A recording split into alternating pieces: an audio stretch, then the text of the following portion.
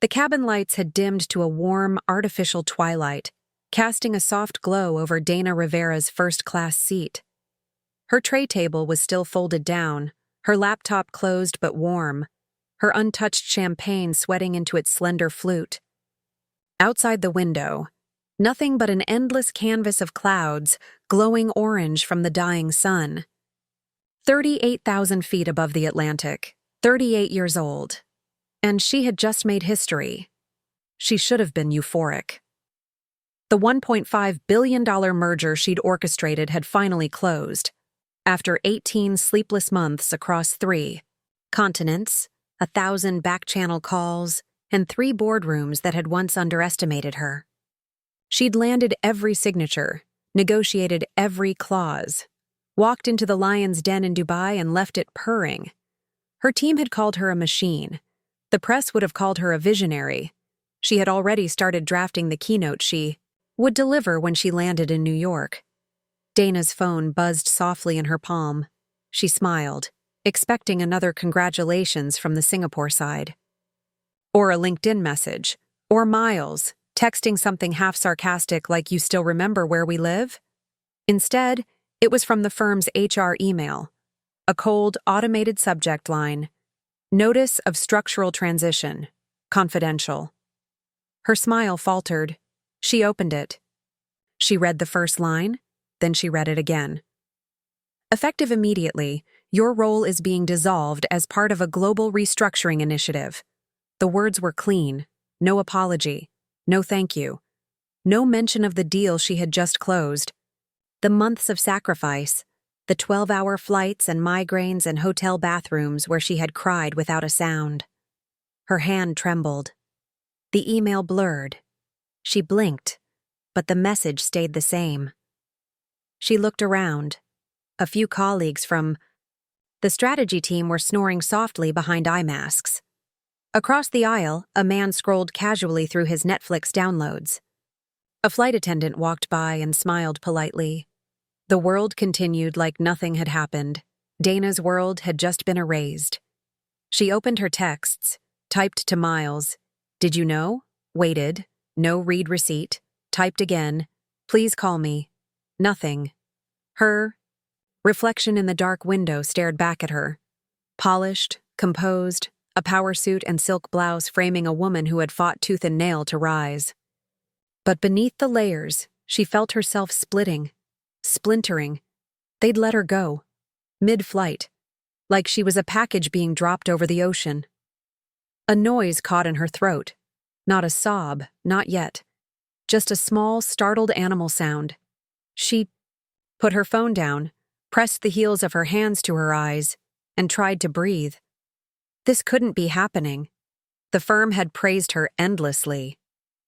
She'd brought in more capital than half the executive team combined. She'd worked through her anniversary, her father's funeral, and a kidney infection she hadn't told anyone about.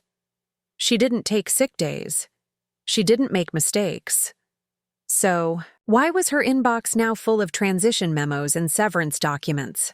Why did it feel like she'd just been cut loose from gravity? She leaned her head back, closing her eyes. Her pulse thudded behind them like a warning drum. Everything felt wrong. Wrong like static. Wrong like a dream tipping toward nightmare. She tapped Miles's name again. Still no answer. Then she tried her assistant. Straight to voicemail. Her inbox pinged again. Now the IT department. Access to internal platforms has been revoked as of 3:47 p.m. GMT. It had already happened. The floor had fallen out from under her, and the plane hadn't even landed. The seatbelt dug into her hips. Her throat burned.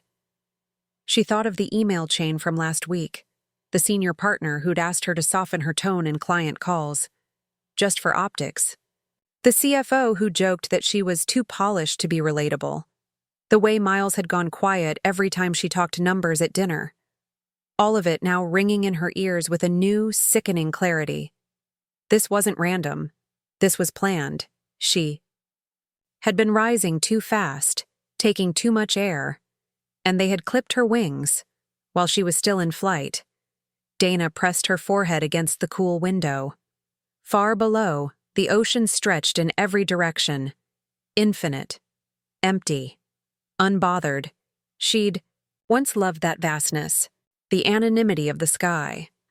Now it mocked her. She had always believed in excellence, that if she delivered, over-delivered, she'd be safe, that her work would be her armor. But in that quiet cabin, 38,000 feet above any landing strip, Dana understood something new. Power doesn't protect women like her. It threatens the men who never intended to share it. And when she finally landed, nothing would be waiting for her. Not her office, not her reputation, maybe not even her husband, just a new kind of silence, and the first echo of a war she didn't start, but might be forced to finish. Her story didn't begin in the sky. It began in a 2-bedroom apartment above a bodega in Passaic, New Jersey, where the windows iced in winter, and her parents spoke to her in 2 languages, both filled with sacrifice. Her father worked nights loading trucks. Her mother cleaned houses so Dana could read books after school instead of scrubbing floors. Their pride in her was quiet but immense, an investment they poured into every brown bag lunch and worn out pair of shoes. Dana was the kind of daughter who brought home straight A's and said thank you after dinner. Who knew better than to ask for sleepovers or soccer shoes? Her value came from achievement, and she wore it like armor. When she got into NYU on a full ride, her father cried for the first time she could remember. "Fly, mija," he said in his quiet, calloused voice. "But don't forget what's holding your wings." She didn't. She studied harder than anyone, graduated top of her class, went straight into a grueling MBA program where she met Miles Collins during a case competition on M&A restructuring. He had a lawyer's charm, smooth, strategic, observant. He said she was magnetic, that he'd never met a woman who scared him in the best way. They were good in the beginning, both ambitious, both chasing something. They spent long nights discussing leverage ratios over cheap Thai takeout. He called her fire. She thought they were equals. She only started noticing the cracks when she was offered her first VP title at 30. Miles had just made junior partner. She came home glowing, breathless, clutching the offer letter like a love note. His reaction? He smiled thinly and said, "Do what you want. Just don't expect me to follow you around the world." The words slid past her like water. She told herself it was just pride, stress, timing. But a small ache formed, not sharp, but persistent, like a muscle pulled too tight. Still, she accepted the promotion, and with it came a lifestyle of relentless motion. Red eyes to Hong Kong, meetings in Frankfurt, 15-minute dinners with PR teams in elevators. She outpaced entire departments. Boards began asking for her by name, and yet, no matter how high she climbed, Miles stayed distant, applauding in public, avoiding in private. She'd come home jet-lagged and find him scrolling his phone, barely looking up. She tried to share stories, the breakthrough pitch in Tokyo, the deal that almost died in Zurich. But his eyes glazed over. Sometimes he'd say, "It's exhausting, you know, hearing about everything you're conquering." It hit her harder than she let on, so she started curating herself, shrinking her victories, downplaying the wins, dimming her light just enough to keep his ego from burning. She stopped asking him to travel with her, stopped dreaming aloud, stopped expecting warmth when she walked through the door.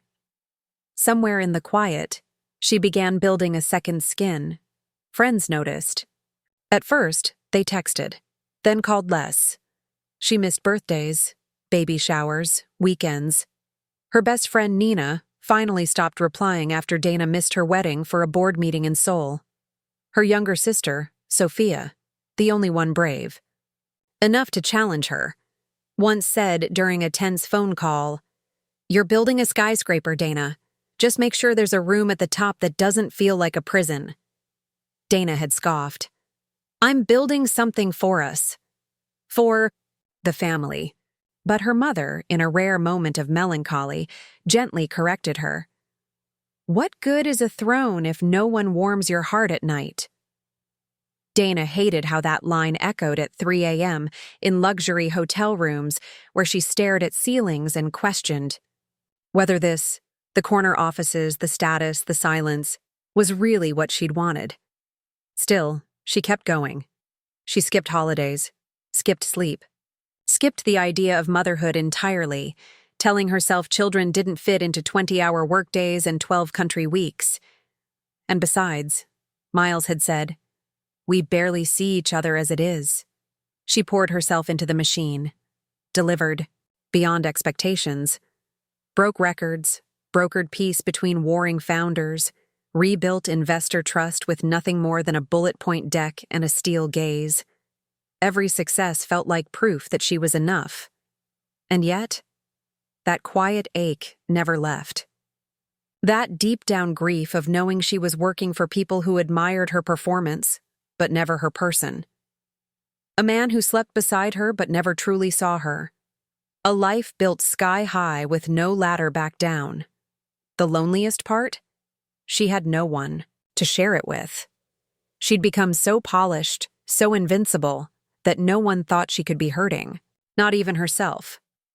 But now, sitting on a plane with the world she built crashing silently around her, Dana finally faced the truth.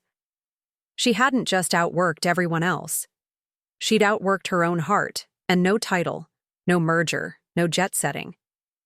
Executive glow could save her from the hollowness it left behind. She had given everything. To a man who couldn't celebrate her, to a company that didn't mourn her, and to a version of success that applauded her fall with a silent shrug. And now that skyscraper, it was beginning to crack. The first thing Dana noticed when she stepped into the marble lobby of Hamilton and Knox was the way the receptionist avoided her eyes. She smiled politely, as always, but it was the kind of smile Dana had seen 1,000 times in negotiations. The kind that said, "I know something you don't, and I'm sorry you have to find out this way." Dana scanned her badge at the security gate. It blinked red. She tried again. Still red. "Probably a glitch," she said, voice tight. "Can you reset it from your end?" The receptionist hesitated. Then she picked up the phone. A moment later, 2 security guards, not the ones Dana knew by name, approached. "I'm sorry, Ms. Rivera," one of them said. "We've been instructed not to let you in the building." "Instructed by whom?" she asked, her voice sharp now. "I'm EVP of Global Strategy. I closed a $1 billion deal 3 days ago." "I know," the guard said softly, "but your name's no longer in the system." Her mouth opened, then closed. She turned on her heel and walked, out, heels echoing across the polished floor, her breath tight in her chest. In the Uber home, she scrolled through her phone. Every work account, deactivated. Slack, Teams, even her LinkedIn profile had already been wiped of affiliation, as if she'd never existed. She dialed Miles. He picked up on the second ring. "Hey," his voice was too even. "Why didn't you tell me?" she asked, barely containing the quake in her voice. "You knew. About the board, about the merger's terms, about me." There was a long silence on the other end. Then a sigh. "They wanted it clean," he said. "No conflict of interest. No optics issues. You were too visible, Dana. Too public. You." Her chest tightened. "You helped them." "I advised them," he replied, calm as a man discussing weather. "They were going to do it anyway. I just made sure. It was done legally." The betrayal was so sharp it made her sway in her seat. "You advised them on how to erase me," she whispered. "You were going to be fine. You always are." The words gutted her, that casual cruelty, that flat, practiced distance, as if her life had been a chess move, and he'd played the other side all along. She hung up. No goodbye. Back at their apartment, the doorman gave her a strange look. She didn't ask why. She just rode the elevator in silence, heart thudding, a storm building inside her. When she walked in, Miles was sitting at the dining table, typing. He didn't look up. "You knew for weeks, didn't you?" she said, her voice hollow. "You let me fly around the world, kill myself to close that deal, and you were working against me the whole time." He leaned back. No guilt, no apology. "I did what needed to be done." "To me? It was business, Dana." "No," she said, shaking her head slowly. "It was betrayal." He stood then, finally meeting her eyes. "Don't act like you didn't choose this life. You pushed people away. You pushed me away. You made yourself bigger than the firm. You think they wouldn't notice that?" She wanted to scream. Instead, she laughed, a sharp, broken sound. "I didn't outgrow them, Miles. I outgrew you. That's why you let them cut me down." He didn't deny it. She moved past him toward the office, opened her desk drawer, searching for her passport. Then she saw the envelope. Unmarked. Thick. Inside, bank statements. International wire transfers. Swiss accounts. All under her name. She froze. She had never opened an offshore account in her life. The high air drained from her lungs. Her fingers trembled. She turned to him. "What is this?" He didn't blink. "It's cleaner if it's through you. You're the one with international clients. It wouldn't raise questions." Her heart began pounding so hard she couldn't hear anything else. "You've been laundering money through me." He shrugged. "Don't be dramatic. It's just deferred earnings. Tax strategy." "You stole my name," she whispered. "My identity. And you let me," he said coldly. "For years, Donna, you let me fall behind. You were too busy playing queen to notice your kingdom was already cracking." She stared at him, the man she had built a life with, who once kissed her fingers and whispered he believed in her, now looked like a stranger in her kitchen, justifying fraud. She felt her knees buckle and collapse to the floor. The folder slipped from her hands, papers scattering. She curled into herself as sobs racked her body, waves of grief and rage crashing over each other without mercy. Somewhere in the mess, her wedding ring slipped off. It rolled under the table, out of sight. She didn't look for it. Minutes passed, maybe hours. When she finally rose, her eyes were swollen, her throat raw. She walked to the bathroom and looked in the mirror. The woman staring back at her looked like Dana Rivera. Same sharp cheekbones, same glossy hair, same suit, but her eyes were hollow, her skin pale. Her mouth, once used to commanding rooms, now silent. She didn't recognize herself. Not the woman who built an empire. Not the one who gave up family, holidays, children, sleep. Not the woman who defended her husband at every dinner table, even when friends whispered, "You sure he celebrates you the way you celebrate him?" She turned away from the mirror. Then she walked to the bedroom, opened a suitcase, and started packing. No plan. No destination, just the echo of something broken inside her, and a quiet, growing instinct. "I have to leave before this man finishes erasing me completely, because Donna Rivera may have been destroyed, but someone else, someone stronger, was going to rise from the ashes." The train ride north was long and quiet. Dana didn't check her phone. She had shut everything off, accounts, emails, her name. She bought the ticket with cash. No one knew where she was going, not even her. She stepped off the platform in a small Maine town nestled between salt-bitten cliffs and stubborn pine trees. The air smelled like brine and cold earth, and the wind bit through her blazer. She didn't flinch. In fact, it felt right. She found the cabin through a handwritten flyer in the window of a cafe. Winter rental, ocean view, wood stove, peace and quiet guaranteed. She called the number. A man named Walter answered. He didn't ask questions, just gave her directions, a price, and said he'd leave the key under the rock shaped like a boot. The cabin was barely standing. Gray wood warped from storms, a rusted roof, windows fogged with sea salt. But inside, it was warm. There was a fireplace, a kettle, a bed that creaked when she lay down that first night, wrapped in someone else's quilt, body trembling with exhaustion she hadn't allowed herself to feel in years. She didn't cry. She just stared at the ceiling and listened to the sea crashing against the cliffs below. In the morning, she walked to the water, barefoot, through wet grass and sand. The ocean was wild, wind-lashed, unapologetic.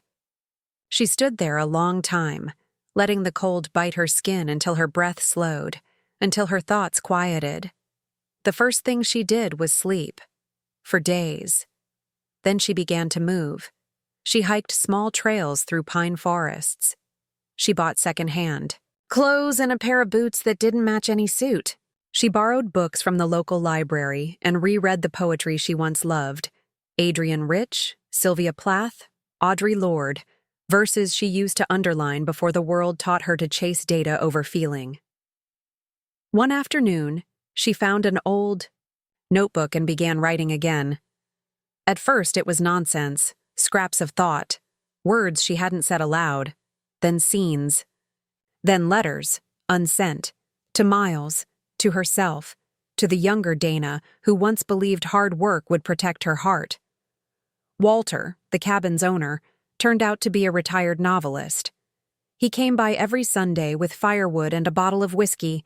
He never offered, only drank from while telling her stories of publishers and deadlines and divorces.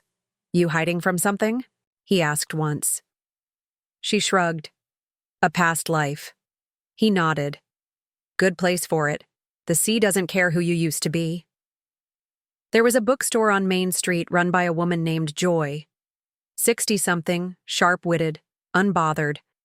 Dana bought a copy of Jane Eyre and lingered. The next time she came in, Joy said, "You're the one in Walter's cabin. You staying a while?" "I don't know," Dana replied. "Well, if you do, I need help shelving Thursdays." Dana blinked. "I don't have a resume." "I don't care," Joy said. "Can you alphabetize?" It was the first job offer she'd received without a pitch deck, and so she began a new routine, quiet, strange, and grounding. She read. She stacked books. She hiked. She chopped wood badly. She wrote by firelight. She avoided the internet. And she let the storm inside her slowly drain out. One night, she pulled out a box she'd hidden beneath the bed. Her old press clippings, articles, glossy photos, award announcements. They used to make her feel immortal. Now they felt like pages from someone else's life. She built a fire on the beach. One by one, she fed the pages to the flame. The final piece she dropped in was a framed photo of her and Miles, taken at a gala, both of them in black tie, smiling for cameras, strangers to each other. She watched the glass crack, the smiles melt. Then, with a deep breath, she reached into her pocket and took out her wedding ring. The metal was cold, familiar, heavy. She didn't hesitate. She dropped it into the fire. It glowed briefly, then vanished. And for the first time in years, Dana felt weightless, not hollow, not lost, just free. That night, lying in bed, she touched her own collarbone, a gesture of grounding, of checking she was still here, and felt something shift. Not rage, not grief, something deeper, clearer. She still had her voice. She still had her mind. And now, for the first time, she didn't owe either to anyone. She wasn't broken. She wasn't someone's wife or someone's weapon or someone's stepping stone. She was a woman who had survived a collapse and found, in the ruins, the tools to build something truer. She didn't know what it would look like yet, but she knew it wouldn't require shrinking or silence or begging for space in rooms she used to own. And in the distance, the sea roared, not as a warning this time, but a hymn, a reminder, you are still here, you are still enough. The wind had changed. It wasn't just the sea air or the slow turn of spring warming the Maine coastline. It was Dana herself. The shift was in her breath, her gait, the way her eyes scanned the world now. She wasn't a ghost anymore. She was rebuilding, not to become who she was, but to finally become who she'd never been allowed to be. It started with a favor. A woman wandered into the bookstore one Thursday. She was young, maybe 30, frayed around the edges in that way. Dana remembered too well. Her name was Kelsey. She'd started a biotech company and was 3 months away from losing funding because no investor would take her seriously without a male co-founder. Joy introduced them casually, not knowing the fire she was stoking. Kelsey said, "I just don't know how to ask for the money without sounding desperate." Dana tilted her head, something old and steel-edged flickering back to life. "Then don't ask," she said. "Offer them something they can't afford to miss." It only took 2 meetings, 2 revised decks. A week later, Kelsey had 2 offers and a board seat. Word spread. Dana took no credit, no fees. She operated under a pseudonym, R.M. Vega. She didn't want fame. She wanted to plant seeds. Teach the next generation of women how to speak without apology, how to see red flags before they cost you your name. Within months, she was advising 6 women-led startups. Some were fresh out of grad school. Others were former VPs who had walked out of boardrooms with shattered confidence and NDAs stuffed in their handbags. Dana helped them all. She taught them how to draft contracts that couldn't be twisted, how to defend themselves in the language of equity and metrics, how to walk into rooms knowing their voice would not shake, and if it did, it wouldn't matter. But in the quiet moments, late at night, writing by firelight, Dana still felt the pull of unfinished business. Miles marked the firm, the silence that had replaced the roar of injustice. She hadn't forgotten. She had just been preparing, and then came the email, a name she hadn't seen in 2 years. Rachel, her former assistant. Subject line, confidential. You need to see this. Rachel's message was short. Miles was being considered for Chief Ethics Officer of Hamilton and Knox. The promotion was weeks away. Dana sat frozen for a moment. Then, of all things, she laughed. She laughed until her ribs hurt. Ethics. The man who forged bank transfers in her name. Who gutted her career while sharing a bed with her. The man who watched her unravel and shrugged. Rachel had sent more than just a tip. She'd forwarded old memos, internal HR communications, and, most damning of all, a spreadsheet showing expense allocations under Dana's name, signed after her termination. Dana's fingers tingled. She opened a file she hadn't looked. Add in months. Her archive. There were emails, screenshots, minutes from meetings where her name had been discussed without her presence. Even a text from a board member that read, "She's a risk. Too much press. Too many opinions." Miles says, "We have legal grounds," and suddenly everything sharpened. It wasn't about vengeance. It was about truth. It was about the women who would come after her. She reached out to Julian Webb, an investigative journalist who had once begged for a quote on her early IPO deal. Back then, she'd declined, thinking it too messy to be involved in anything off-brand. This time, she said, "Meet me. I have a story."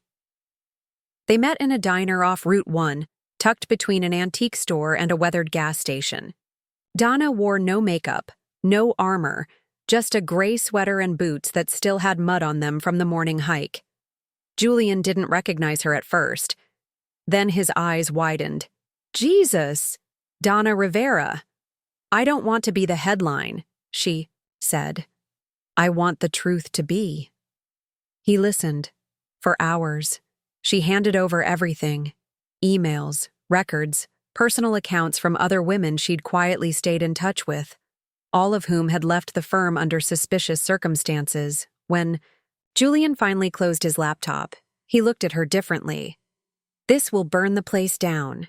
I'm not interested in burning it, she said, just exposing what's already rotting. In the weeks that followed, Dana worked quietly, strategically. She secured her sources, legal counsel. She gave other women the option to speak, anonymously or not at all.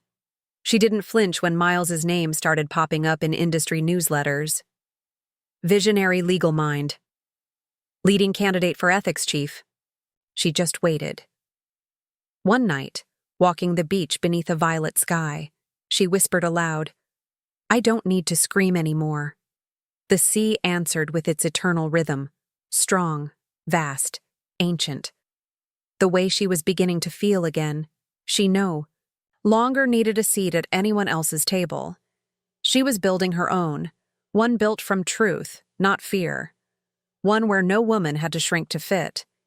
And when the article finally dropped, front page, full feature, she didn't even flinch. She just poured herself tea, watched the surf crash against the cliffs, and let the fire she'd forged in silence finally speak for itself. The morning the article dropped, Manhattan woke up differently. The front page of the Atlantic Standard bore a headline that didn't scream. It seethed, "The woman they tried to erase." Inside the fall of Hamilton and Knox. Julian's reporting was sharp, forensic, and undeniable. It laid out everything. How Dana Rivera, once EVP of Global Strategy, was forced out mid-flight after closing the largest tech merger in the firm's history. How internal memos framed her as a PR risk and too dominant for optics.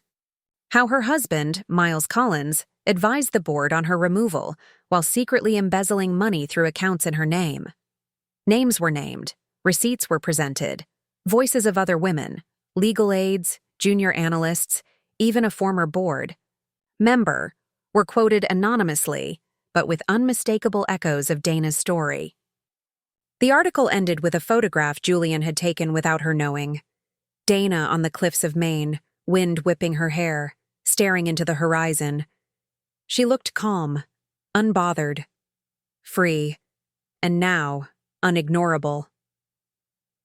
The firm's phones rang off the hook. Clients pulled out, shareholders demanded emergency meetings. The company's value began to slide, slowly at first, then like an avalanche. Dana flew to New York 2 days later, not because she had to, because she wanted to look them in the eye. She wore black, sleek, simple. No logos, no branding, just presence. The kind that couldn't be fabricated because it had been forged in betrayal and rebuilt in silence. At the doors of the Hamilton and Knox headquarters, she was greeted with chaos. Protesters outside, journalists, board members avoiding eye contact. She walked through the crowd like fog through glass. Inside, a shareholder emergency meeting was underway. Closed door, off record, desperate.